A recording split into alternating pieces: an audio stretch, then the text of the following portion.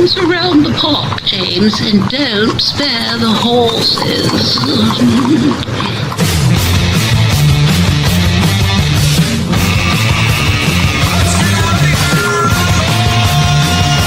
It's showtime. Hello, and here we go. Look at that. It is time for On the Ledger Ontario Politics podcast.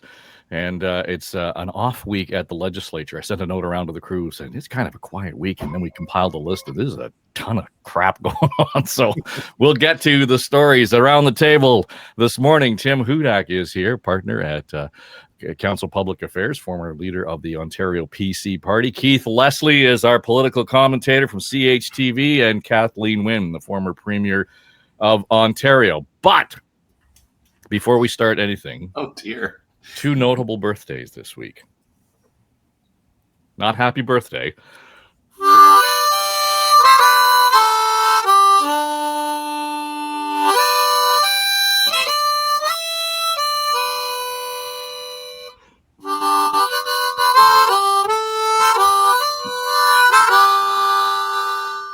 Happy birthday, Neil.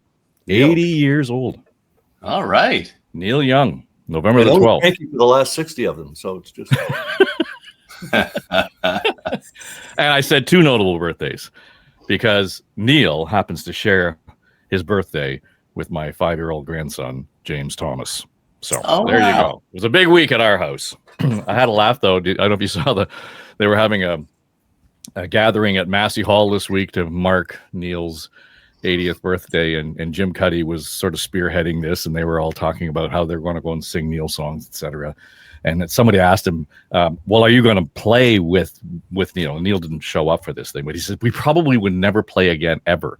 The two of them only ever once played together at the Live 8 concert up in Barrie. Remember that? Neil shows up, and there was a whole bunch, the all-star band was there, and they all get on stage, and I forget what song they're playing, but it didn't matter because they were all playing different versions of the song. It was the worst performance ever. Yeah, somebody was playing the bridge, somebody was playing, the chorus, the verses, etc. So it was quite funny, but it was a good story. Anyway, just thought it was a necessary thing this week to mark the 80th birthday of Neil Young. So, if you believe in horoscopes, Dave, does James Thomas have Neil Young-like qualities? Are you showing that as of yet? Not yet, but my mission is to. He's got a ukulele his uncle gave him, so we're going to start on that. And I think if I can get him to play "Love Is a Rose," it's pretty straightforward. So that'll be between now and next year. We'll see what we can have. He loves to play, loves to sing, so we'll take it from there. But when last we met, we spent time talking about the Skills Development Fund, and I noted that your comment on the podcast got clipped for the Trillium newsletter this week, Tim. Basically saying, if it's still on the front page 24 hours later, change the strategy. We're weeks into this now. And the most recent reporting by the Trillium noting that the province says it has sent police details of a forensic audit of a company it paid to $37 million to. Now, according to the provincial government, a routine audit in 2023 revealed irregularities, that's in quotations, with Get Ahead, a business owned by Keel Digital Solutions. This is all tied into David Piccini's appearance at a wedding in Paris, the Leaf game, et cetera, et cetera. This is the consultant who represents Keel Digital. This thing has now been referred to the OPP. I don't know. Last week we thought it couldn't get any worse, Tim. Yeah, I mean, it's a break week, so we're not in question period every day, but I do suspect the Democrats and Liberals will return to the Skills Development Fund. I would, as opposition leader, right? You look for these types of issues that play to the underbelly of a government, and the risk of any party when they're in office now, the third consecutive majority. Is accusations of cronyism or, get too comfortable in power. So you got to guard against that. But look, I really think you can put this not into an offense, but you can get off your heels and stop playing defense. Again, I will reiterate, an essential job in the Premier's office is what I call the hard ass. Picture a political equivalent of Mr. Wolf from Pulp Fiction, where Mr. Wolf was the cleaner. You go in there, you look through all the decisions that were made. Where did they differ from what civil servants had recommended, and can you actually justify those changes? Look, the politicians are held accountable for the spending at the end of the day. So I do think ministers should have discretion if it hits priorities that they have set or the government has set, but you really need to justify it. You need to make sure it is clean.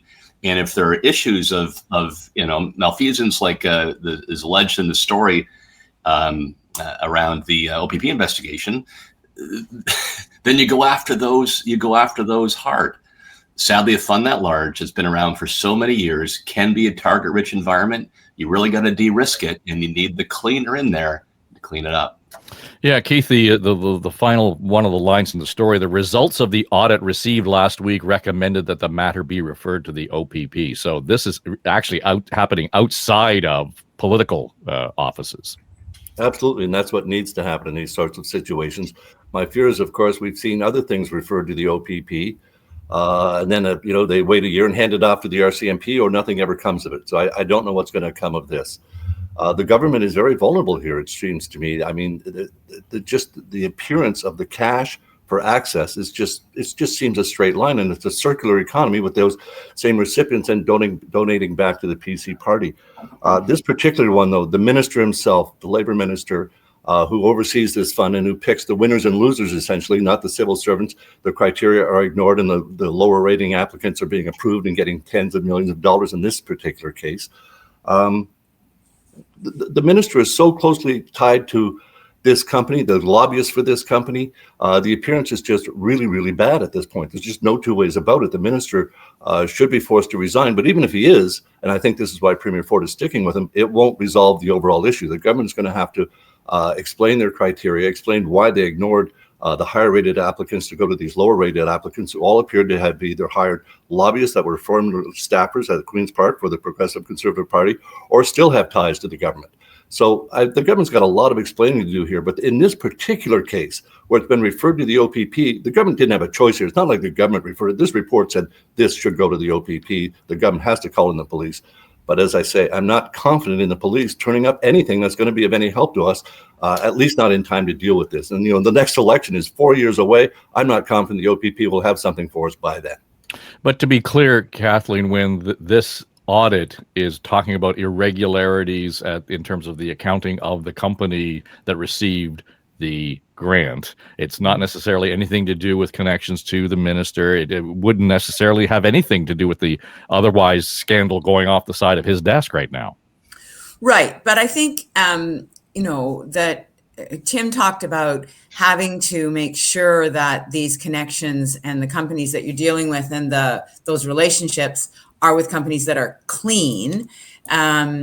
I think that, that is really important, especially in this situation, as Keith said, where recommendations from the civil service have been ignored. So the government has said, we're not going to do what's being recommended to us. We're going to make our own decisions, put those decisions in the hands of the minister and who knows else, who else might be there, the Premier's office, whatever. But we're going to do that, and we're not going to do the kinds of rigorous checks that need to be done. So I think it's another layer, and you're right, Dave. It's not about any kind of criminality necessarily. We don't really know, but it's not saying that there's any criminality that has anything to do with the government. But it is another layer on the lack of due diligence and the lack of care that was taken in distributing these funds. So I think it's an ongoing problem for the government. And again, paired with the other things that this government has done, whether it's the Green Belt or whether it's, the appointment of the head of the OPP, whatever it is, this government seems to operate within a system of its own connections and people who have an inside track. So that's what this attaches to. So, Tim, what do you think the odds are then between now and the House rising that there's a cabinet shuffle? Are they just going to ride this out? That's the intent, right? That's the intent. There is a philosophy that you don't give blood to the opposition, or maybe the media during a session. Problem is, media is drawing blood here. I think that's the problem. Well, yeah. Let me an important political point. So the fun thing, and Kathleen's probably like this with the red team.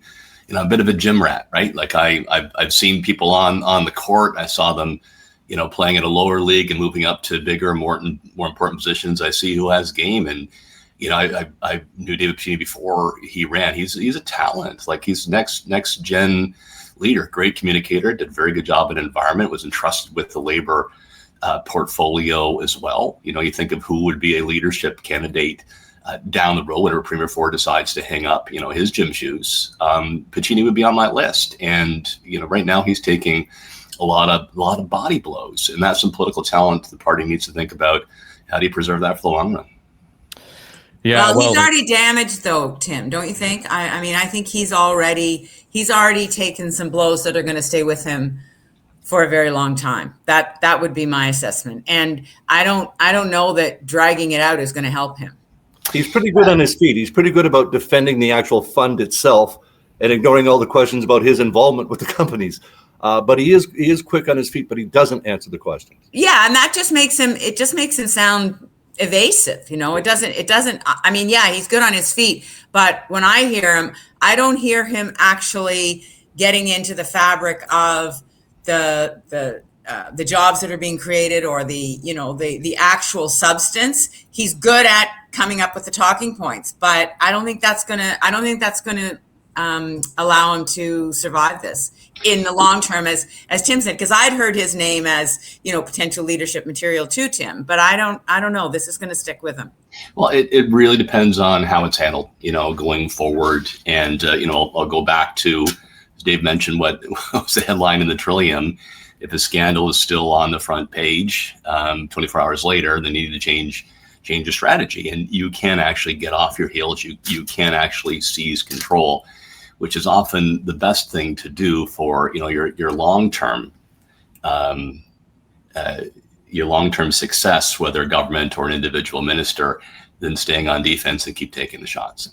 It's going to be hard for the government to keep a lid on this. Once something like this gets this kind of momentum, when civil servants who are not happy with the processes start seeing the media feeding frenzy here, they start opening up more than they used to.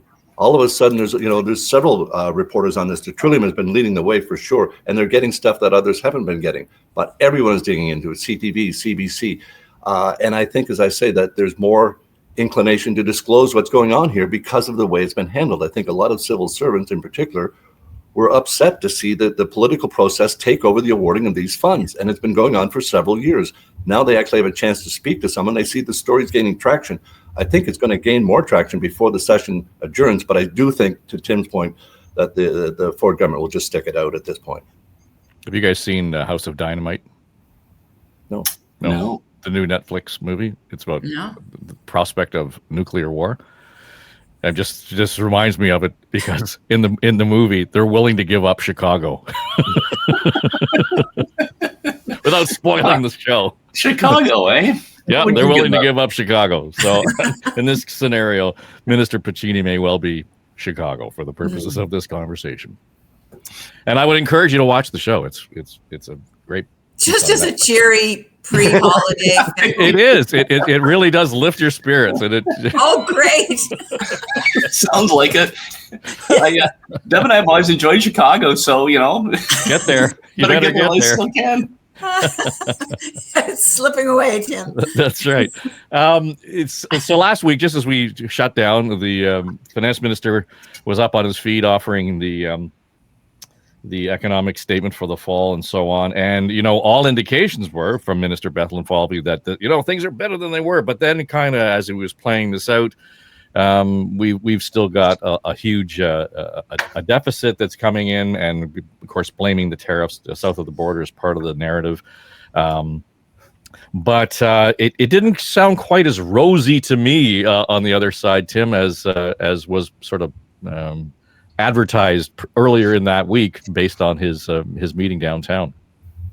Geez, I don't know. Like I just had a different sort of pickup as we're rolling into the financial economic the fall economic statement, that I thought it was more so like, despite all of the headwinds, we're still making progress ahead of the deficit reduction schedule. For example, some room for new investments or tax reductions. It was somewhat atypical from your usual FES in that it was really just the next chapter in the Protect Ontario strategy that came out in the campaign, and then in the budget in March, and now in the update.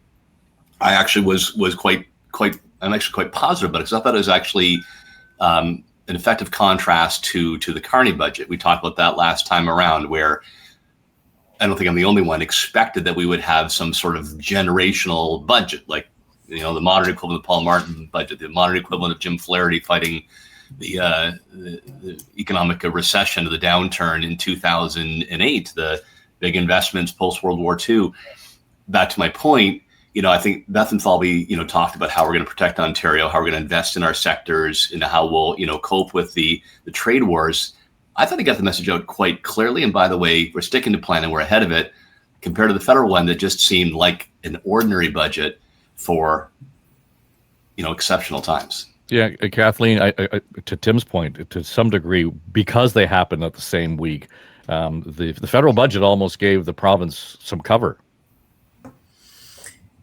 You know, I come at this from a different angle. I don't disagree that the fiscal health of the province was articulated pretty clearly, and clearly Bethlen Falvey has he's making an argument for the path that Ontario is on being sustainable, and that's all fine, except there's no plan for investing in the things that are slipping between the cracks. So whether it's education, you know, we still have schools that are stretched in terms of personnel, schools that are not able to, you know, school boards that are not able to do their work, not just because they've been taken over by the province, but because they're not allowed to manage their bricks and mortar. There's no plan for climate change. In fact, in the fall economic statement, climate targets were removed from the government's plan. So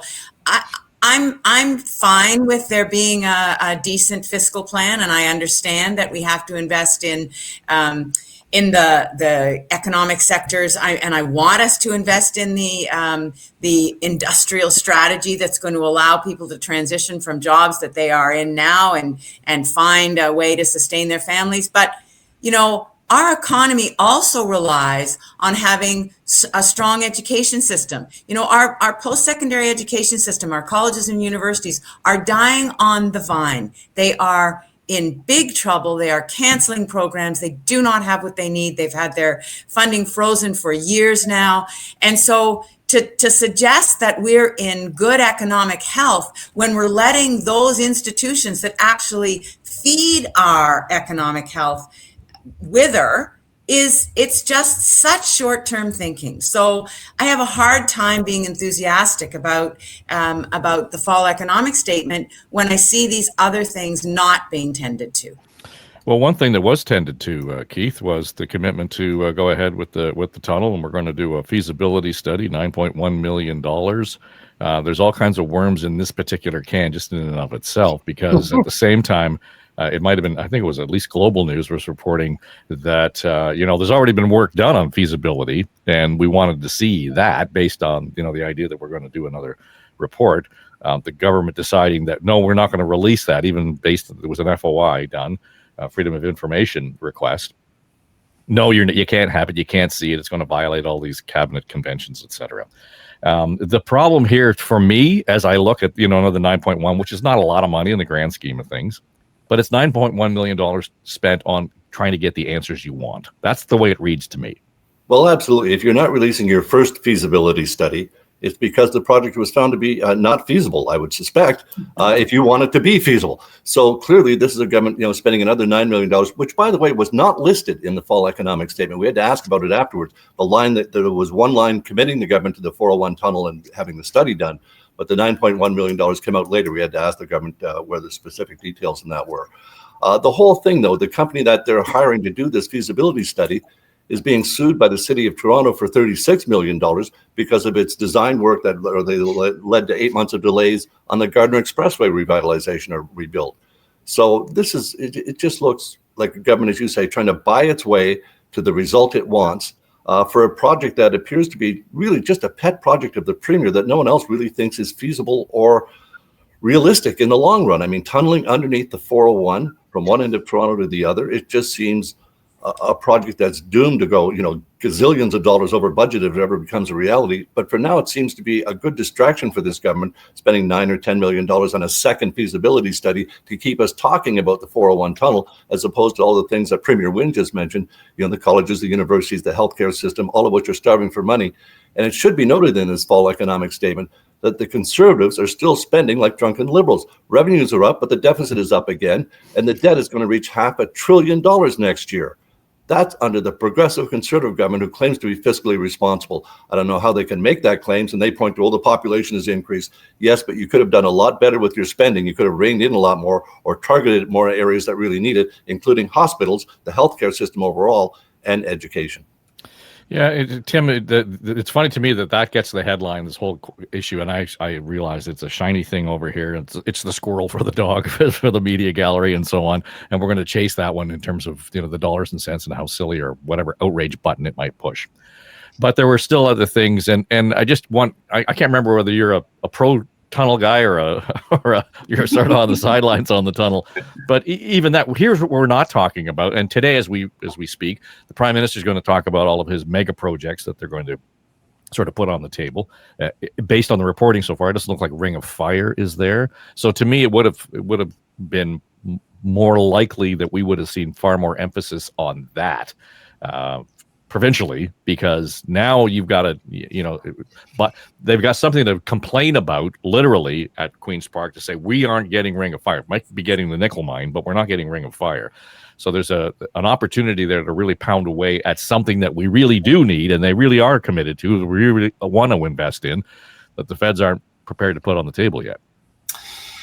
So two topics there. I certainly did have this view in Minister Bethan Falvey's fall economic statement and subsequent media that there were really two tracks. One was to say this is a continuation. We are on track, Protect Ontario plan. Here's the progress we've made. And by the way, we're ahead of our deficit targets. And in an era where governments across Canada have increased spending through COVID and now as a result of the Trump tariffs, our debt to GDP ratio is actually far better than the federal government or any of the large provinces. So that was a note that I heard pretty clearly. The second note, though, Dave, to your point just now, he was driving a message in contrast on the infrastructure. And he did express a clear disappointment and met with Minister Champagne before the Feds, I believe, to talk about investing in infrastructure. And the road to the Ring of Fire was a major one that he was pushing for. I suspect to see the province, continue to do so, to drive those projects. I former mines minister and visited there when I was leader of the opposition. I'm a big proponent of that, and I hope we'll see a federal provincial cooperation working with Indigenous communities. Last point, yes, I am on the Tunnelista list. Count me in Team Tunnel, Dave Trafford. I think that I want to see, if this can work. I will say if Boston could do it, Miami could do it, they could dig under the English Channel. Let's see what this would mean for Ontario. That is such a bottleneck that I think we have to actually be daring. There's not much room to expand right or left. You can build up or build down, and maybe building down is actually the best solution. If we really want to get products to market, people moving, getting more jobs created and investment in the western part of the GTA, I'm for doing something big. Just on the Ring of Fire, Kathleen, the idea that it's not going to be on the list based on the reporting that we're seeing. But what is on the list are projects that already seem to be, they use this phrase, shovel ready. Yeah. And so this is almost, and I hate to use the phrase, it's a low-hanging fruit. These are things that already been committed to.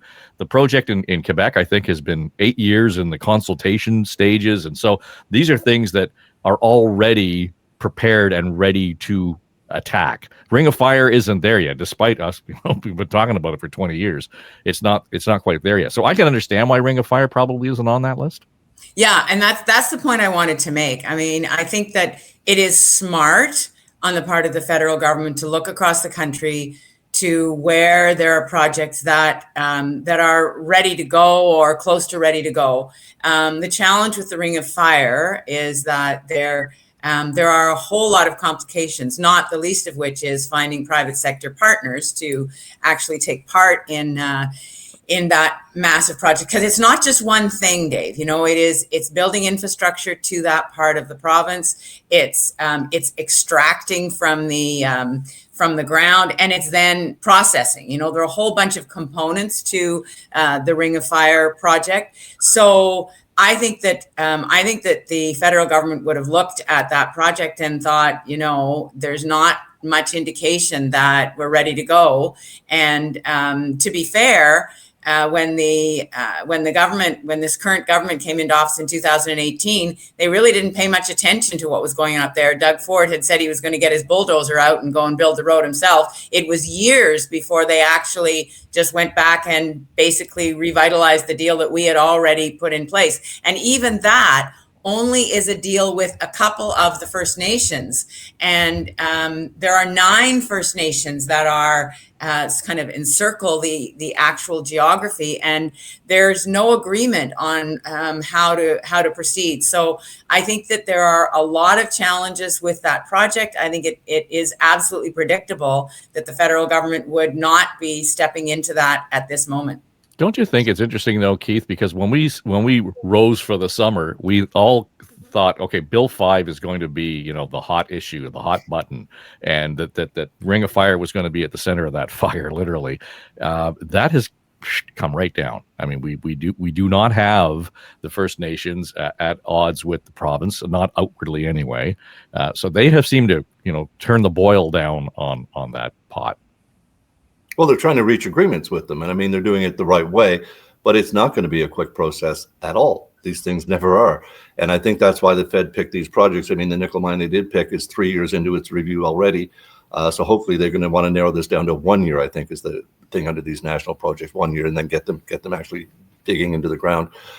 So it makes sense. The Ring of Fire is, to me, almost like the mythical high-speed train between Windsor and Quebec City. It just, gets talked about a whole heck of a lot, but nothing ever really seems to come out other than more studies. Now, the Ring of Fire, we know what needs to be done, but where are the private, to Premier Wynne's point, where are the private sector investors leading projects to get us in there to go? The government can't afford to do all this work. And so there has to be private sector coming in and, taking the jobs, creating jobs, and making the investment needed to, monetize this mine and get people in the area as well as everyone else making money when they should be. But right now, I think the Ring of Fire, as I say, is almost like the mythical high-speed train. It's something we're going to talk about, but there's precious little been done, and that's just to get the access road built. Can I just jump in on this for 1 sec? Because I sat around the table for 2 years, off and on, with my Minister of Indigenous Relations at that time, David Zimmer.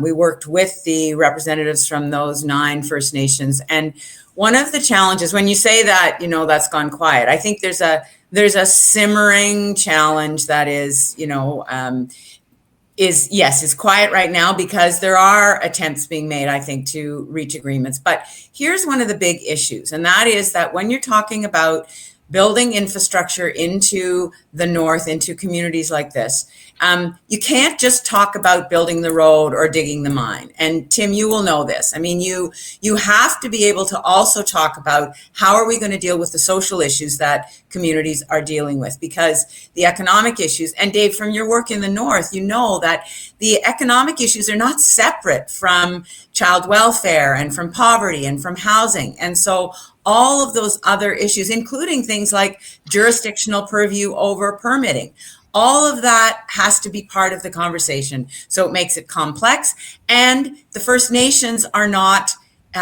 they're not unilateral. They're not monolithic in their perspective. And so you're not just dealing with one voice on either side of the table. You're dealing with a whole bunch of communities who are their own nations and who are their own, who have their own perspectives. So it is not a simple thing. And yes, we've been talking about this for a long time, but that is the reason. There's complexity to it. And without resolving some of those other social issues, we're not actually going to be able to do the work to extract those minerals from the ground. Yeah, and just for reference, we did the series. It's called The Arctic Edge, and it focused specifically on what's going on in Nunavut. And you know, what I learned was probably the whole establishment of Nunavut is best practices for how you deal with First Nations issues, with Indigenous issues in terms of how to best deal with the resources. I mean, they were so smart in Nunavut. When they were asked to kind of carve out the boundaries, the Inuit in Nunavut kind of looked at the map and said, okay, this is where all the resources are, so we're going to draw a big circle around that, and that's what we want. And that's what they got. So they are one of the largest landowners, period, in Canada. I guess they are the largest landowner. But Tim, the interesting thing that we learned in that conversation that we were doing, particularly because Agnico Eagle is a prominent player up there. They keep bringing up all of these issues that Kathleen and you and Keith have talked about in terms of, here's the ancillary benefits of having the mines here, et cetera. And that is housing and infrastructure and education, all those things. But at some point, the government at any level keeps getting in its own way here. And it's not like the private sector isn't willing to step up. There are really good examples of them willing to do that. Agnico, for example, they invest in the breakfast programs. They really go out beyond what's happening at the mine to make sure that people are prepared to enter this new economy that is going to be growing up around the mines, et cetera. So it's easy to say, we want investment and we want the private sector to be involved. But if government doesn't get out of its own way sometimes, that's the biggest problem, isn't it? Second biggest problem. The biggest problem is if we don't do something that continues to spiral. It was eye-opening coming from the border, southern Niagara, to visit some of the remote First Nations communities when I was in office. Just the isolation, the distance, the social problems that the premier went through, and now generations of this, and a lot of betrayed trust. Right, which because of past decisions by government and businesses that make it so much harder. But Dave, if we don't do something, another several generations, right, will be in that cycle of poverty. You can invest all the money in there into infrastructure and homes and hospitals and education, but eventually that runs out unless you have an economy that's creating jobs and local investment. So I'm with you. Government has to come to the table in a big way, revenue share, make sure that the spilled into the community, the companies like Agnico Eagle and high standards can help rebuild that trust. But holy smokes, if we don't try this and try everything, I think you're condemning those communities to generations more of abject poverty. Yeah, no, I don't disagree with you. I think that we're way past the time of doing something now. Why haven't we even got them hooked up to the electricity grid? As a start, getting a road might be impossible. We could at least get most of these First Nations hooked up to the electricity grid so they're not burning diesel to power everything in their communities and breathing those fumes 24 hours a day, 7 days a week. That seems to me that's something that is feasible. It could be a joint government private sector project. I know it's expensive to move transmission lines and install them, but it needs to be done. If we can't get them electricity, what else are we going to get them? We can promise the world we haven't even got them on the power grid yet.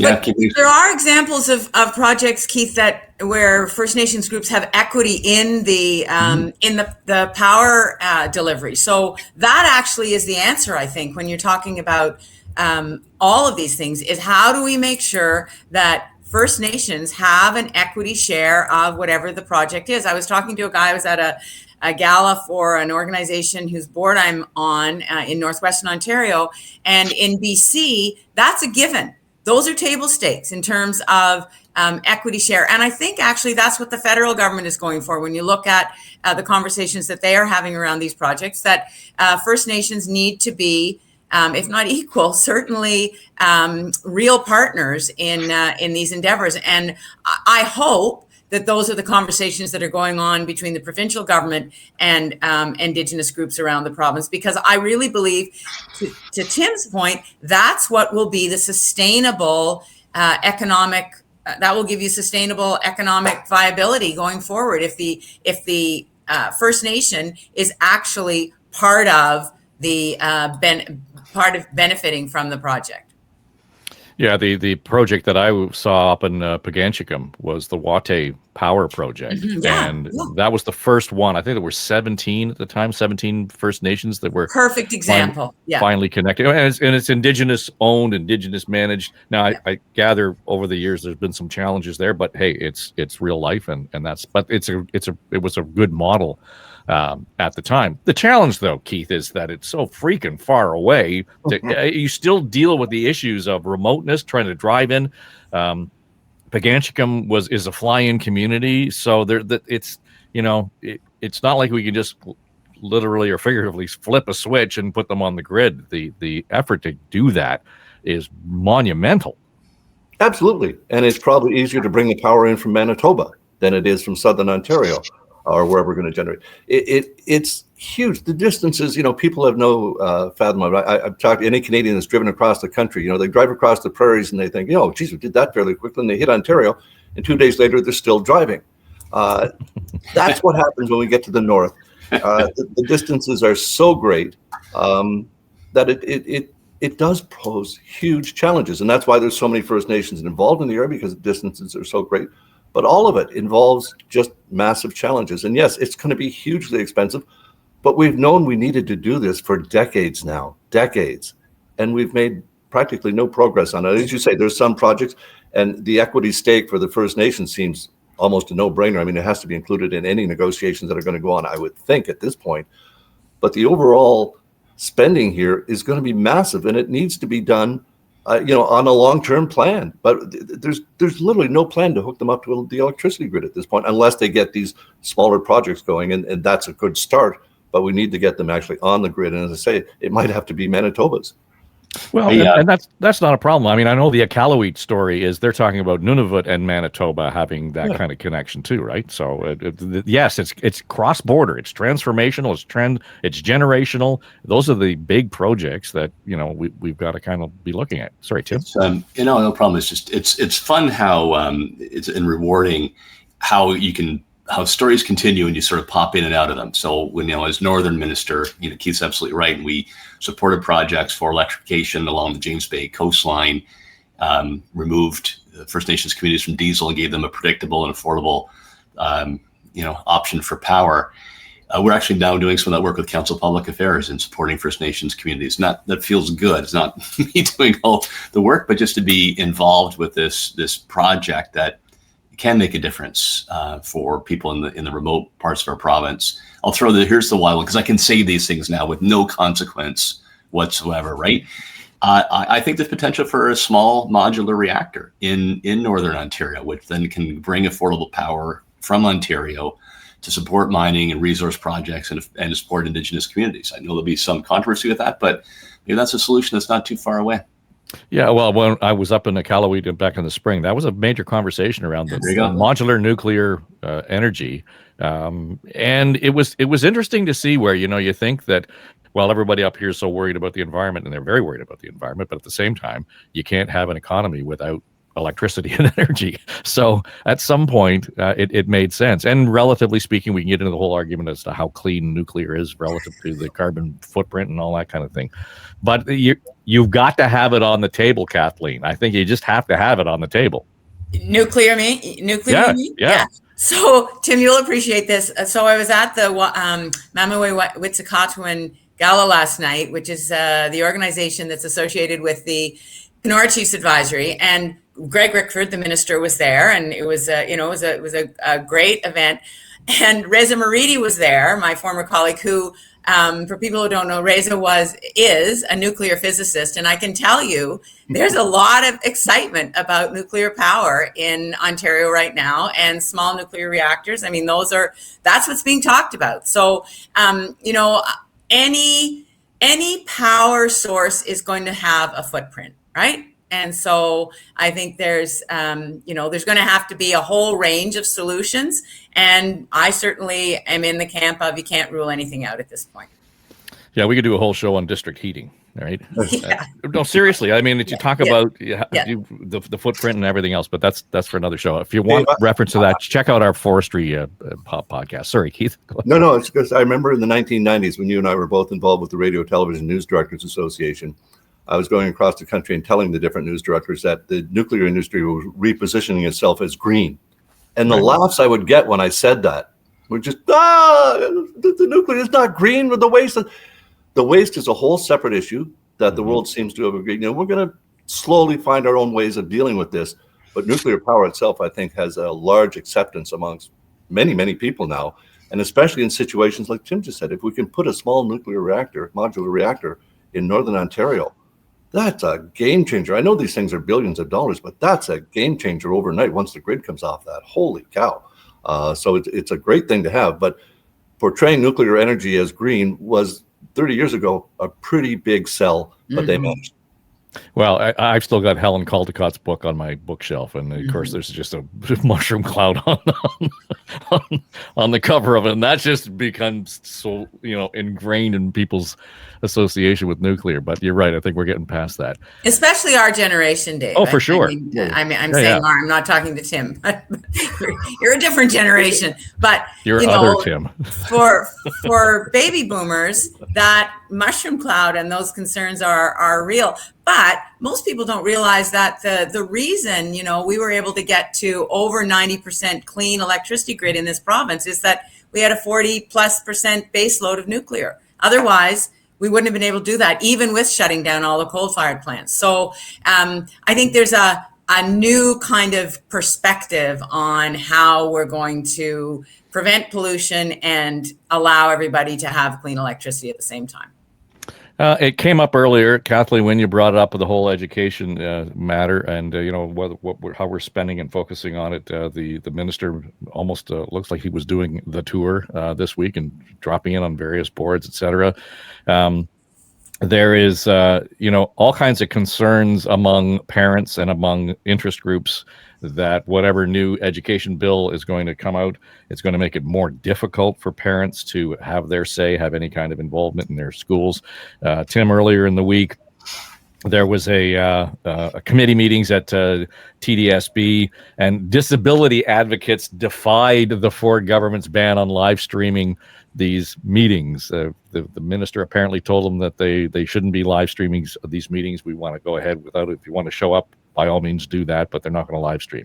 And the parent and the advocates for the disability community decided to hell with that. We're gonna stream it. The optics of that say we're going to turn it off. We're not going to allow you access to the meeting. Kind of is contrary to the whole idea that we're going to make school boards and the education run more efficiently. No. I'm on the opposite side of this one, right? I think school boards are an antique. I think they're a remnant not only of the last century, but the century before. And my concern is the minister won't go far enough in restructuring education governance. I'd like to see principals empowered. I'd like to see parent councils empowered. So we'll see at the end of the day. But as I've surmised in the past, it does take a lot of calories to make that kind of change. You need to sort of do that out of the gate. And with all of the issues on the Ford government's agenda, I just think they've probably come to the conclusion they don't have the appetite for major change around education, but maybe it'll be steps in the right direction. But doesn't it make it all the more difficult when up until now, they've streamed all these meetings so parents can have full access to them. And now there's a ban on live streaming the meetings?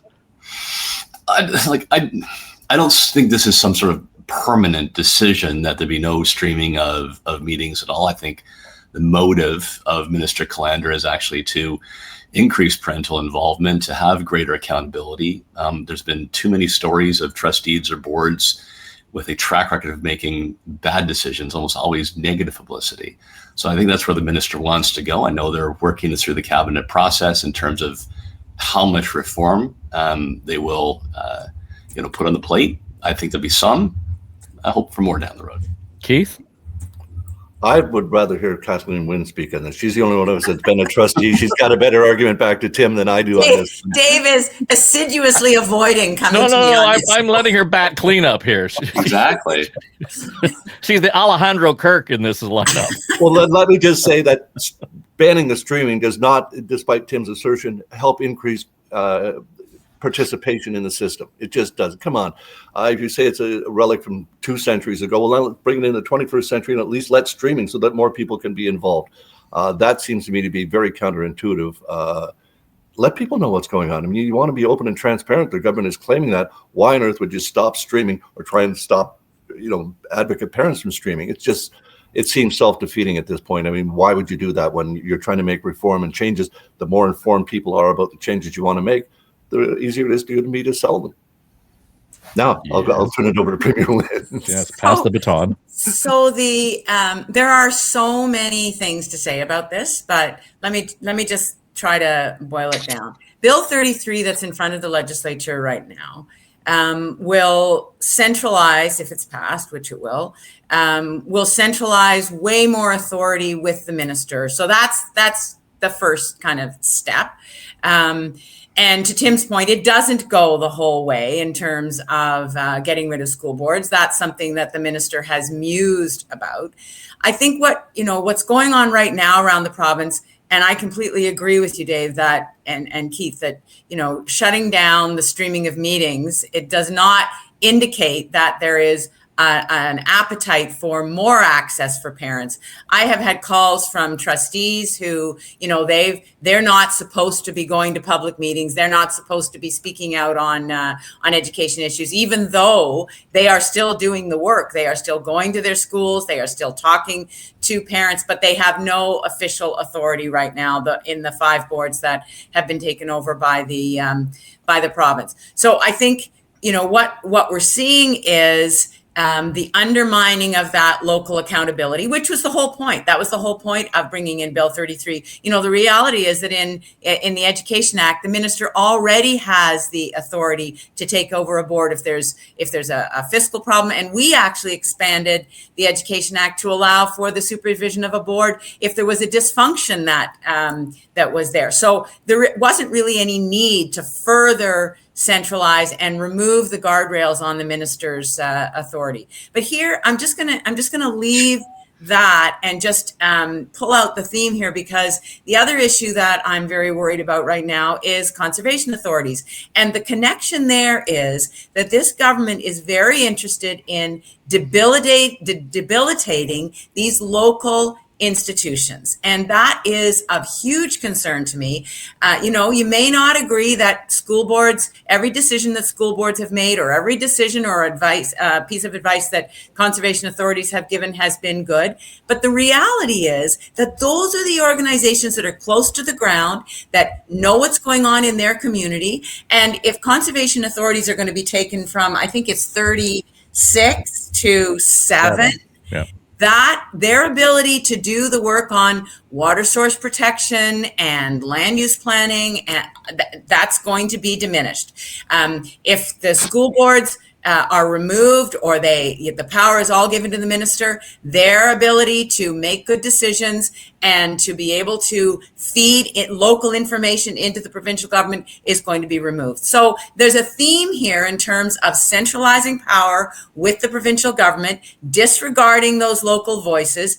I just think it's a huge mistake. I think it's going to lead to bad decisions. And you can't tell me that every provincial government makes, or every municipal council or every federal government makes good decisions at every turn. There are mistakes made, and this government has focused on a few decisions and a few bad actors in terms of school trustees, and have used those as the poster child for taking away the authority of, the 72 school boards across the province. It's a sham. It's a power grab. That's their philosophy. They want more control centrally. And, if you agree with that, that's great. I desperately disagree with it. The demise of local media is making this easier for them too. Yeah. And when I started out as a reporter in the late 1970s, I covered conservation boards on a weekly or monthly basis. I covered school boards, separate and public, all those sorts of things. And I was a radio reporter. You can bet there were newspaper reporters there at every meeting.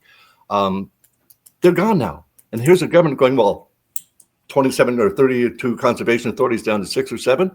Who's going to balk? No one's going to that other than the actual members of the conservation authorities.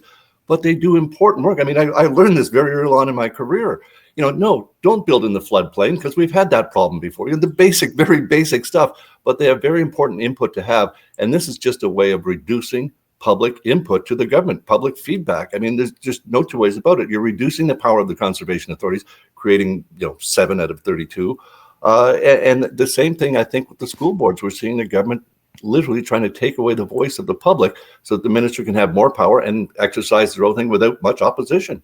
It just doesn't seem the way to be going. It seems the opposite of open and transparent.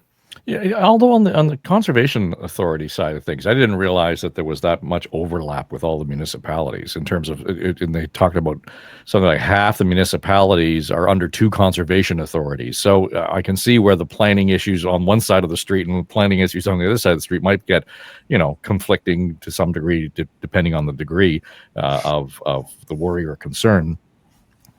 But that level of efficiency, Tim, I think is easier to sell in some cases than it is to make changes to the school boards.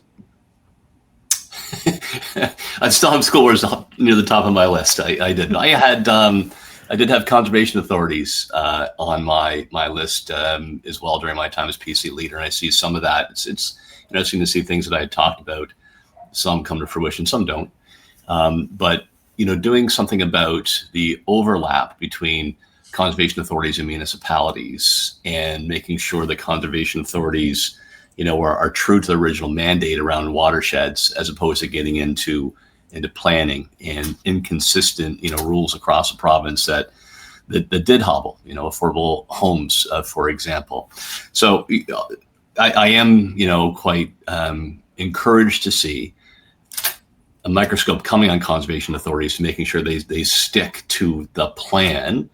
And don't expand, don't have mandate creep into other areas. Whether it's 7 versus 32, I don't really know what the right number is, but certainly this is another, agency. We have too much government. We have too much overlap. We have too many reports on everything. If you can consolidate that, the whole one project, one approval process, I'm in. But wouldn't it have been a good idea, Tim, for the government to actually talk to the conservation authorities and have some sort of consultation process so that those issues could have been worked out? 36-7 is a really, really big jump. And to suggest that that's what's going to happen without any conversation with municipalities about how that work is going to be taken up, who's going to take up the slack, where's the money going to come from for the mapping and so on that conservation authorities do. I don't think the process speaks to real integrity in terms of wanting to keep that local accountability in place. That's my concern. I am not somebody who, and I don't think thinking people are concerned about there being reviews of process. We need to refresh and we need to look at, I think right now we should be having an education commission. I think we've got a whole lot of issues in publicly funded education that need to be looked at in a systematic way. But doing these one-offs that really, I think, indicate an agenda that has to do with taking control centrally as opposed to working with the local, that's the problem, because it is at the local level. You say don't get involved in land use planning. Just north of you, north of York Mills Avenue and between York Mills and 401, there was a project that was being proposed, and it was going to promote a whole lot of erosion off Yonge Street, and the Conservation Authority got involved. So there was overlap between their mandate and the land use planning that the city was doing. I was really, as the MPP, I was really glad to have that information, that detailed information that the Conservation Authority had. I don't think if it's in the hands of the city, the local representatives are going to have access to that. And so I would have liked to see the government have a conversation with the conservation authorities, not take them by surprise, and just, bring in a mandate that really has nothing to do with what they optimally would be responsible for. I think it's a huge problem.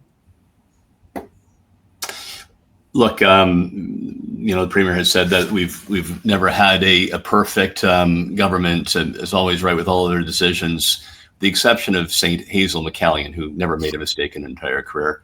God bless her. Well, if you listen to Olivia Chow, she never makes mistakes either, but let's not get down that rabbit hole. There you go.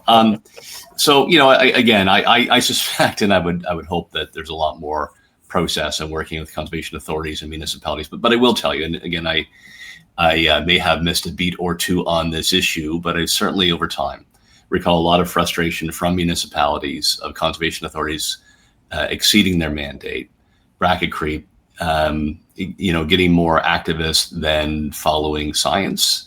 And I don't think this is a grand scheme, by the Ford government to centralize everything.